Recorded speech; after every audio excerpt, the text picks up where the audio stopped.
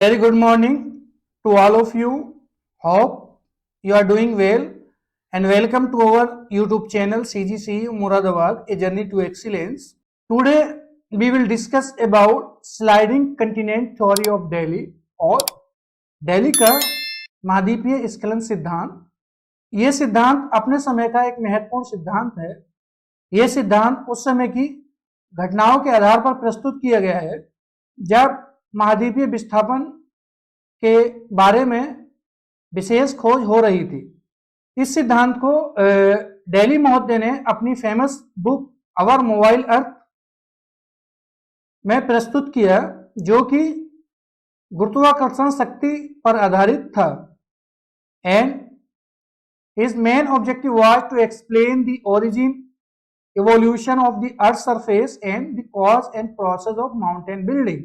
He also attempted to explain origin, successive upheavals, distribution patterns and orientation and extent of mountains. जैसे कि हमने बताया कि इनकी जो थ्योरी थी वो जो गुरुत्वाकर्षण शक्ति है उस पर आधारित थी। The whole theory of Delhi was based on the nature and the rate of downward sliding of the continent caused by gravitational force. अब उनके थ्योरी के कुछ एग्ज्यूम थे जो उन्होंने माना।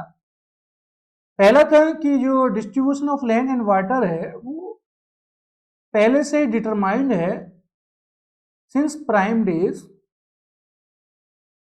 और उन्होंने माना कि पृथ्वी के उत्पत्ति के तुरंत बाद अधपपड़ी का निर्माण हुआ, जिसको उन्होंने प्राइमेटिव क्रस्ट का नाम दिया और अधपपड़ी का नाम दिया। और उनका मानना था कि जो लैंड मासेस हैं वो इक्वेटर एंड पोल्स के करीब में स्थित हैं, वो पोल पर स्थित हैं। और इन रिजिड मासेस को डेली ने इक्वेटोरियल एंड पोलर डोम्स का नाम दिया।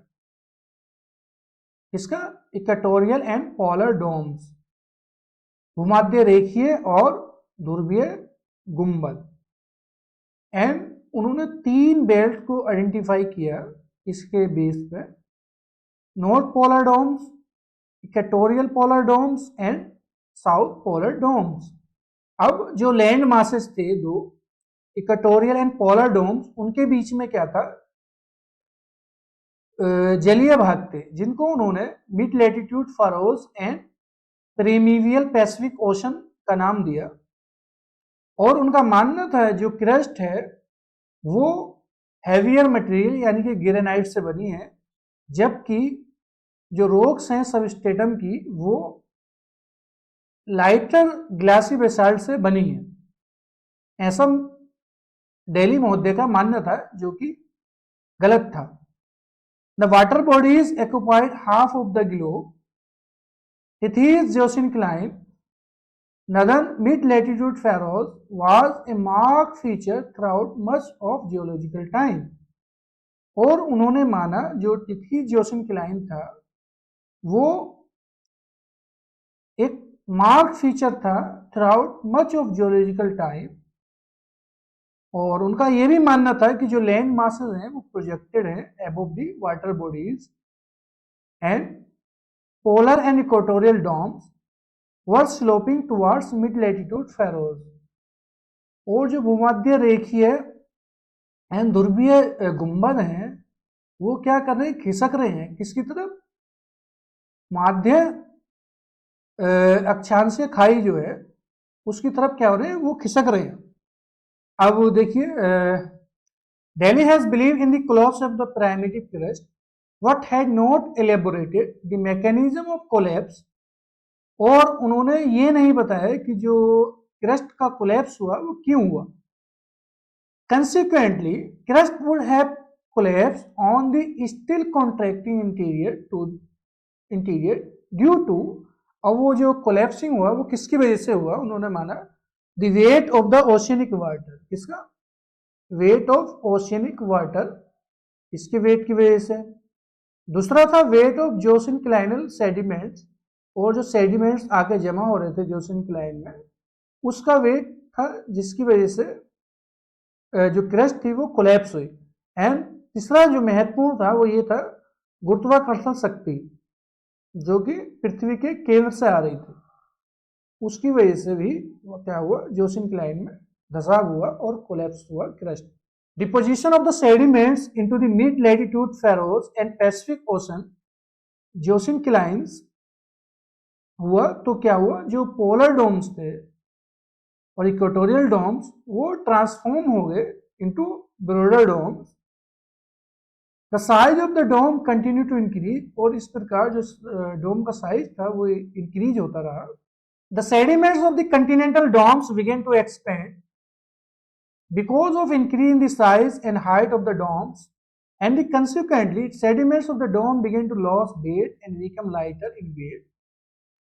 इसकी वजह से क्या हुआ, flows of the dense material from below the ocean, ocean के नीचे से टुवर्ड द कंटिनेंटल डोम्स, उसकी तरफ क्या हुआ, फ्लोज हुआ, बहाव हुआ क्या, डेंस मटेरियल का। क्यों, जो गुंबद थे उनका जो भार था उसमें कमी आ रही थी, उसको कंपनसेट करने के जो हमारे जो ओशन बेड्स हैं, क्रस्ट है, उसके नीचे एक बहाव स्टार्ट हुआ, किसकी तरफ, हमारे गुंबदों की तरफ, और वहां पर जाके वो जमा हो गया, क्या हो गया, एक्यूमुलेट हो गया वहां पर जाकर।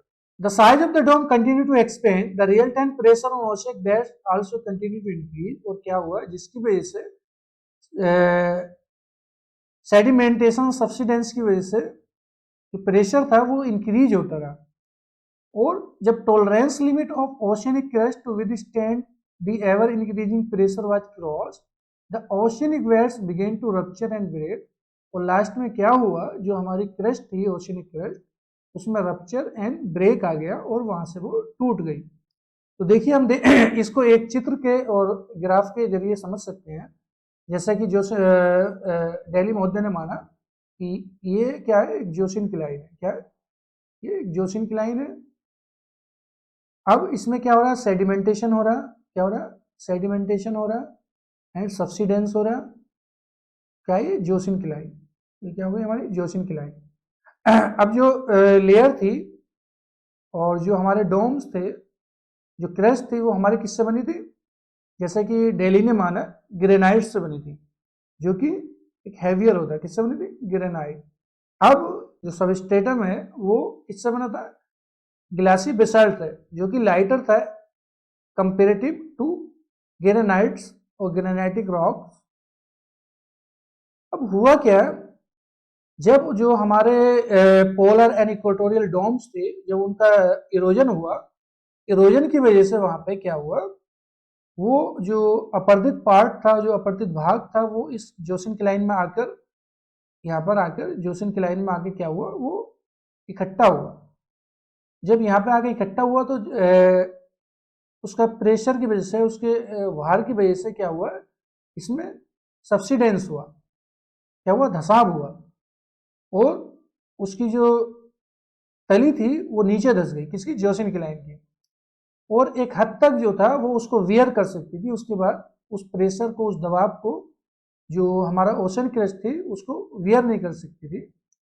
तो लास्ट में इसमें हुआ क्या, एक्सेसिव प्रेशर की वजह से जो ओशन क्रस्ट थी वो वहां से रप्चर हो गई और टूट गई, ब्रेक हो गई, जिसकी वजह से क्या हुआ, जो सपोर्ट था, जो हमारे लैंड मासेस थे, रिजिड लैंड मासेस, जिनको डेली महोदय ने बताया, उनकी सपोर्ट खत्म हो गई। यानी कि हम कह सकते हैं जो गुंबद थे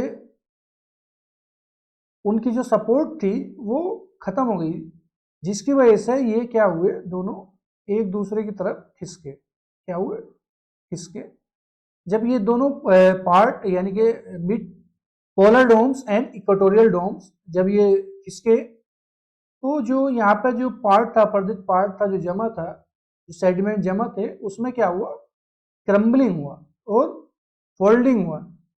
तो इसकी वजह से क्या, जो हमारे आज माउंटेन्स हैं, जो अल्पाइन माउंटेन्स है, वो वजूद में आए, चाहे वो ईस्ट टू वेस्ट एक्सटेंडेड हो या फिर साउथ टू नॉर्थ एक्सटेंडेड हो। ये हमारे डेली महोदय का मानना था। अब उन्होंने ये भी माना, ये जो पार्ट था, जो क्रस्ट थी, हैवियर थी then the rocks of substratum, The support of the continental domes was removed due to rupture of the oceanic beds, which introduced strong tensional movement, due to which larger blocks of the continental wall began to slide towards geosyncline.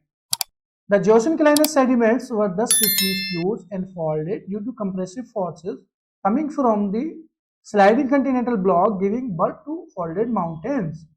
Geosyncline sediments are more folded by the compressive forces generated by sliding continental blocks.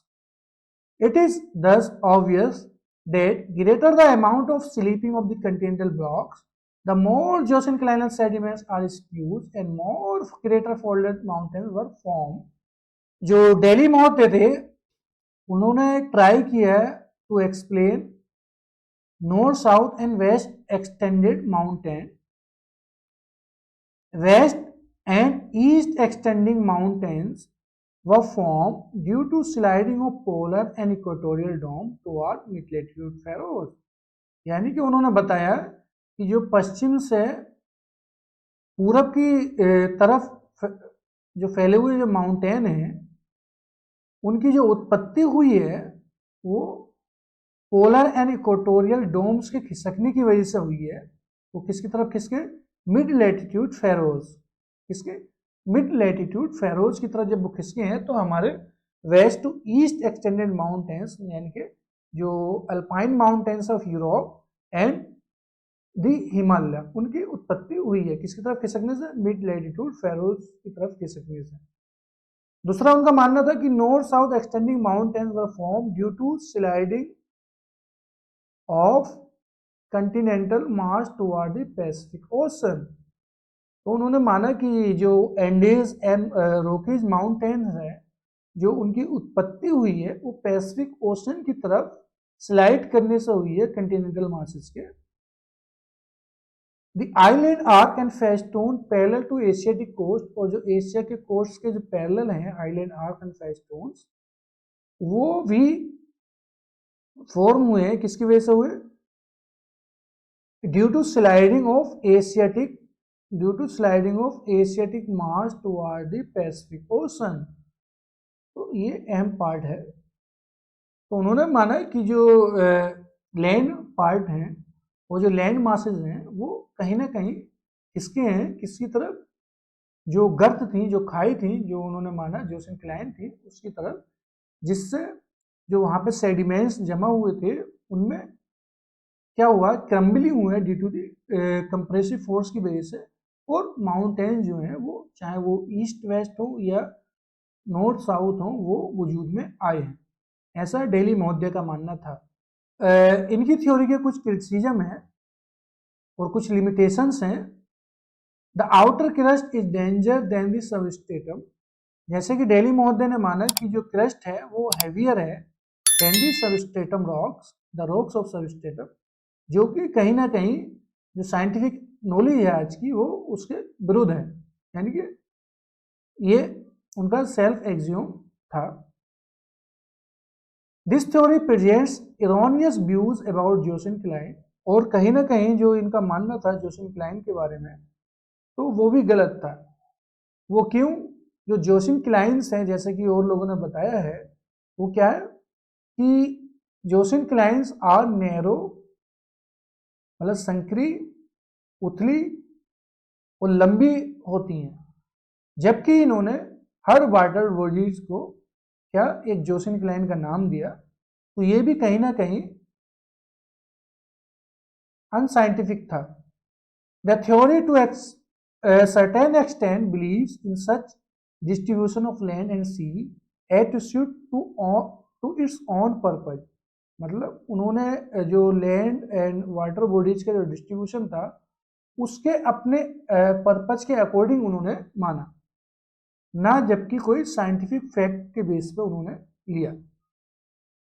और इनका जो totally जो theory थी वो self axiom और self proven fact पर आधारित थी।